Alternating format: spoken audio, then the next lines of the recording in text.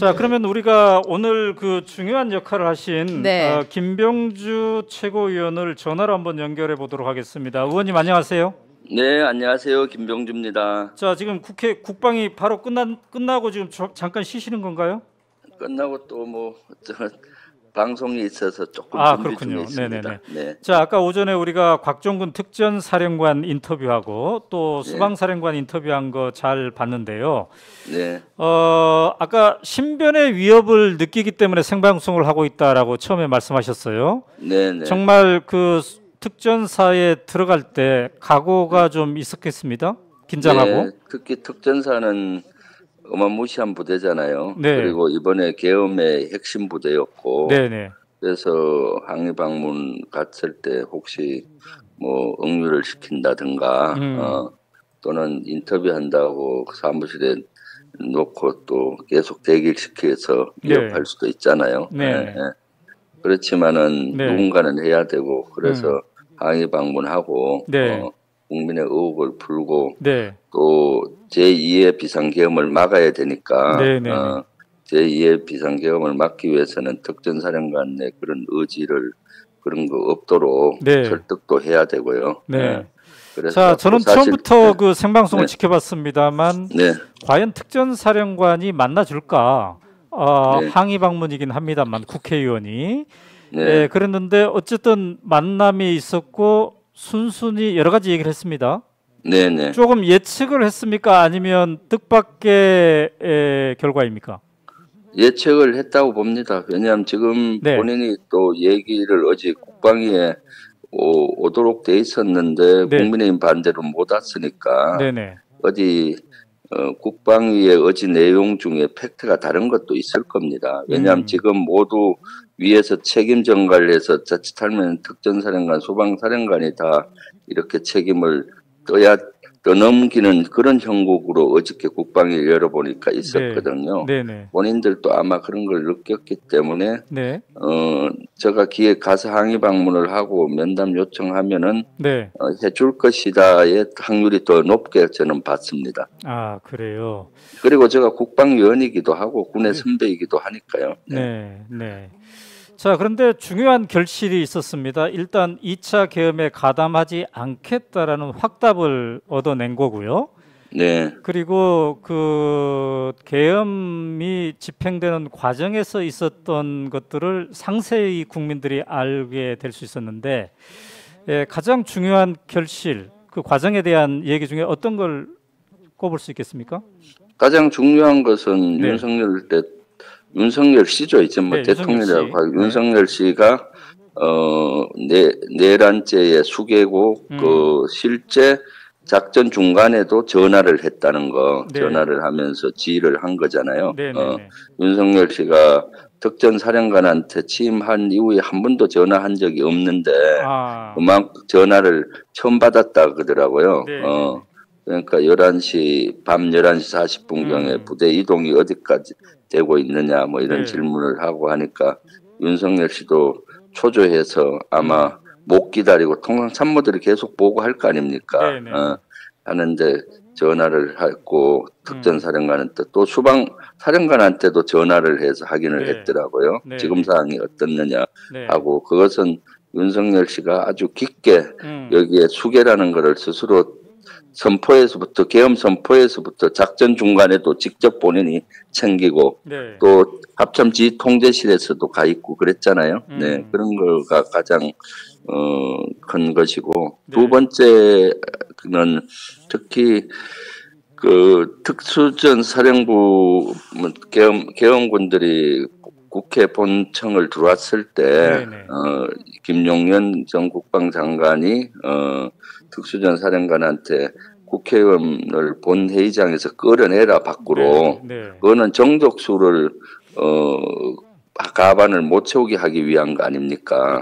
사실 그때 보좌진이 막았다고는 하지만은 훈련된 특수전 부대 요원들이 총칼 앞엔 당해내질 못하거든요. 근데 그때 막 밀고 들어다 멈추더라고요.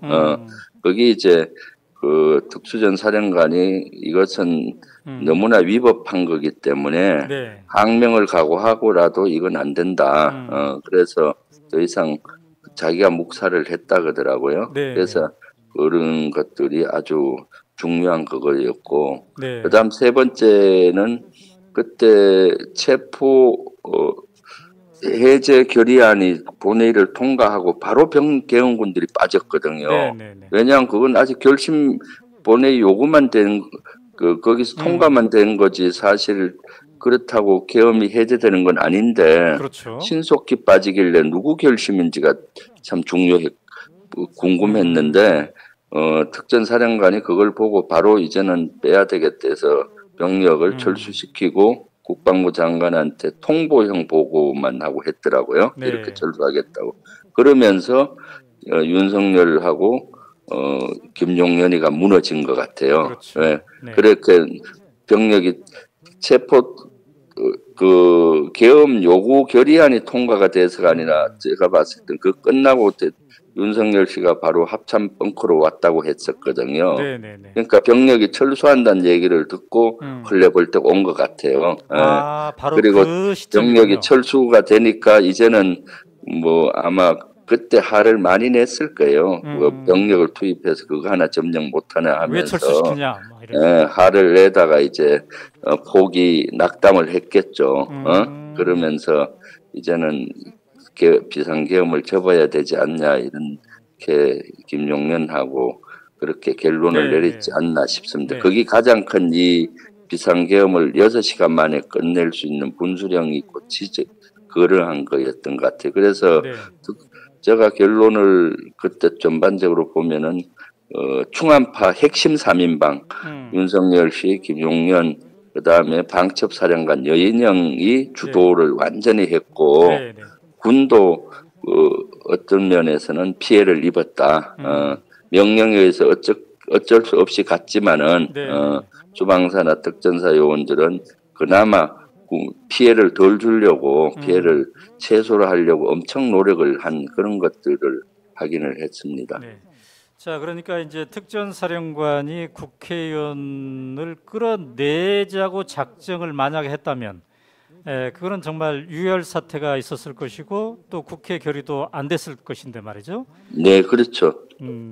만약 그거를 그렇죠. 그것을 특전사령관이 김용현 장관의 명령을 그대로 수행했다면은 유혈 사태가 일어날 것이고 훈련된 특전 요원들은 그 정도 뚫는 건 문제가 아니죠. 그러면은 엄청난 피해가 생겼을 것이고 또 체포 계엄 해제 결의안이 통과가 못 되고 그러면 국회가 장악되는 거 아니겠습니까? 그러다 보면 그리고 이제 두 사령관의 인터뷰에서 확인된 것은 이거는 이제 최종적으로 조사를 해봐야 되겠습니다만은 공포탄 같은 거 쏘지 말라고 했다. 그리고 개인에게는 총탄을 주지 않았다. 그리고 이제 수방사령관은 차량 안에다가 총을 두고 총은 놔두고 가서 활동을 하라고 했다. 이런 것들이 이제 확인이 됐단 말이죠. 네네. 자, 이것도 상당히 아슬아슬한 장면이에요, 사실. 그럼요. 총을 가지고 실탄을 삽단하면은 위기 시에는 조건 반사적으로 자기 방어한답시고 사격할 수 있잖아요. 그러니까 이건 너무 아찔한 사항인데 그나마 특전사령관 같은 경우는 공포창으로 쏘지 말라고 임무를 준 거고 수방사령관은 아예 버스를 타고 갔는데 병력들이 주로 버스에 총을 놓고 그냥 맨몸 총 없이 임무 수행하라고 지시를 했더라고요. 그래서 이번에 참 이러한 상황에서도 한 명의 피해 없이 이렇게 6시간 만에 종결했을 수 있지 않나 생각이 드네요. 자, 의원님 근데 한 5분 정도 더 말씀하셔도 됩니까? 지금 시간이 어떻습니까? 자, 제가 그 인터뷰 특전사 인터뷰를 보면서 궁금했던 거, 미진했던 게 있습니다. 저기 뭐죠? 이제 방첩 중앙선관위 얘기를 했지 않았습니까? 중앙선관위에는 3공수여단과 9공수여단이 갔는데 외곽 경비만 했다. 사무실 안에는 안 들어갔다. 그러면 누가 사무실 안에 들어갔으며 또 사진도 찍었을까 서버에 그게 누굽니까? 지금 방첩사가 간 게 아닌가라는 질문을 하자 특전사령관은 잘 모르겠다고 그랬거든요. 누구로 지금 보이십니까? 저는 방첩사라고 추정이 됩니다. 그러니까 특전사의 임무는 계엄군은 그 안에 시설을 손대기가 어렵잖아요. 그래서 네. 최초는 확보를 하고 네. 중앙선관위를 확보하고, 확보라는 건 장악을 하는 거죠. 네. 하고 장비들이 일체 외부로 나가지 못하게 하라. 장비는 컴퓨터 이런 걸 의미하잖아요.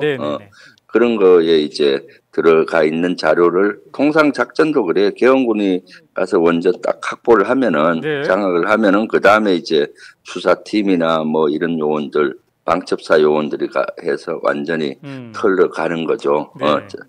그렇기 때문에 네.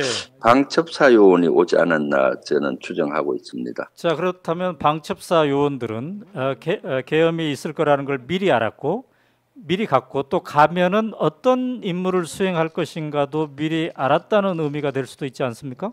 그렇죠. 방첩사는 미리 알았을 거예요. 네. 네, 제가 봤을 땐. 네. 자, 지금 여러 가지 해석이 있습니다. 선관위를 왜 갔을까에 대해서 종합적으로 한다면 어떤 것 때문일까요?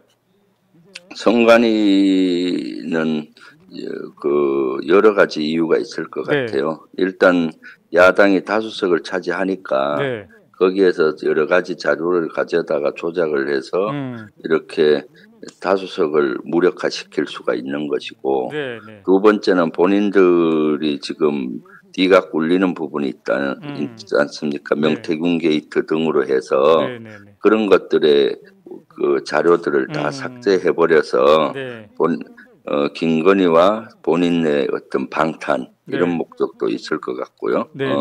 국민의힘 의원들까지도 그 자료가 다 있을 거 아니에요. 그러면은 허점을 잡고 그런 사람들을 또 좌지우지할 수 있겠죠. 그러니까 그런 아주 정치 야당 무력화, 국민의힘 조정 능력 이런 걸 위해서 하지 않았나 싶습니다. 저는. 네. 그리고 또 하나 이제 확인된 것은 뉴스공장에 찾아갔지 않았습니까? 네. 그런데 안에 들어가지 않는 이유를 오늘 이제 드러났어요. 너무 늦게 갔고 또 국회에서 표결이 이루어진 다음에 이제 곧바로 출소했기 때문에 머무는 시간은 별로 없었다라고 얘기를 하더군요. 네. 이제 마지막 질문입니다. 박선원 의원이 특전 사령관한테 마지막으로 드리고 싶은 얘기가 뭐냐라고 했더니 한참 잠깐 말문을 잇지 못하는 장면도 있었습니다. 부하들에 대한 걱정을 하더군요. 책임은 내가 지겠다면서. 그 장면을 보고서 우리 선배로서 어떤 생각 들었습니까? 네, 사실 그것이 지휘관의 바람직한 자세죠. 이런 거는 사령관의 명령에 의해서 갔는데 움직이고 명령을 따랐을 뿐인데 지금 내란죄를 다 또 수사를 받고 또 그 수사에 따라서 형을 받아야 될 거 아닙니까? 이런 상황이 벌어지면 지휘관은 제일 자기 부하들에게 미안하고 또 국민께 미안하고 그런 거거든요. 그래서 특전사령관이 그렇게 얘기를 해줘서 오히려 좀 지휘관으로서 기본적인 소양은 있다라는 생각은 했습니다. 네. 자, 이제 이 두 사람이 오늘 국방위에 출석을 한 건가요? 그러면 안 했나요? 못했습니다. 지금 보직해임이 돼버렸고. 보직해임이 됐기 때문에. 자, 그러면 이제 과연 체포를 어떤 수사기관에서 할 듯한데 전망은 어떻게 하십니까? 빨리 수사를 해야죠. 지금은 아마 구속 수사를 하는 게 맞을 겁니다. 왜냐하면 지금 도주할 염려가 있고 또 증거들을 인멸할 수가 있고 그렇지 않습니까?